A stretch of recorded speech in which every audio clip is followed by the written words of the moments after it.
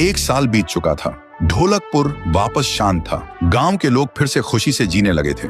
हर पूर्णिमा को लोग एक दिया जलाकर ठुन ठुन ठुन साहुर को याद करते थे। पर एक रात कुछ ऐसा हुआ जो फिर से सब कुछ बदल के रख दिया। लाशें फिर से मिलने लगी। हर 2 दिन बाद किसी न किसी के घर के सामने एक कटी हुई लाश पड़ी होती। गांव फिर से कांप उठा। एक दिन सब लोग महाराज के पास पहुंचते हैं और रो रो कर गांव की घटनाओं के बारे में बताते हैं। रात को महाराज 2 सेनापतियों से कहते हैं, जाओ और खोजो इस कांड के पीछे कौन है। लेकिन सुबह सिर्फ उनकी लाशें लौट कर आईं। एक का सिर था ही नहीं, दूसरे के पैर कट चुके थे।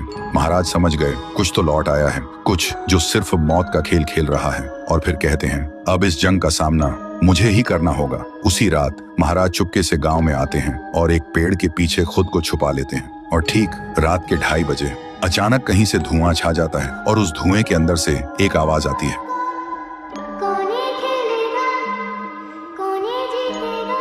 और फिर धुएं के बीच से निकलती है एक गुड़िया, गोल आंखें, एक बेजान सी मुस्कान, लेकिन चेहरा मौत का पैगाम।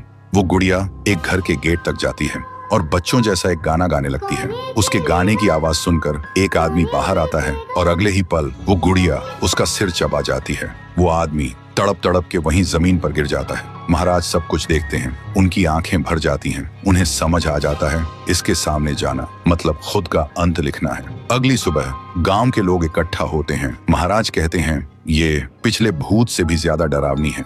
इसे सिर्फ वही हरा सकता है जो मौत को पहले ही हरा चुका है। और फिर एक पूर्णिमा की रात सब लोग दिया जलाकर पुकारते हैं, आप वापस आइए, आपके बिना ये गांव जिंदा तो है पर जीने जैसा नहीं। तभी एक आवाज गूंजती है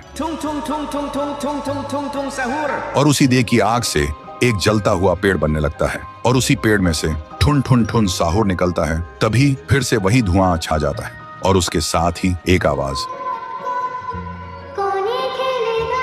सब लोग घुटनों के बल गिर जाते हैं और कांपती आवाज में बोलते हैं, हमें बचाइए, वो आ गई है। ठुन ठुन ठुन साहुर एक जोरदार जंप करता है और सीधा उस धुएं में घुस जाता है और शुरू होती है एक आखिरी जंग। ठुन ठुन ठुन साहुर और गुड़िया की। जमीन कांपने लगती है, आसमान से बिजली गिरती है और जब धुआं हटता है तो दिखाई देता है गुड़िया बिखर चुकी थी। हाथ अलग, सिर अलग, पैर अलग। और तब से गांव में फिर से एक नई सुबह हुई। महाराज मुस्कुराए, गांव वाले जीने लगे और उस दिन के बाद ठुन ठुन ठुन साहुर सिर्फ एक भूत नहीं रहा, गांव का रक्षक बन गया। लेकिन उसी रात कुछ ऐसा हुआ जो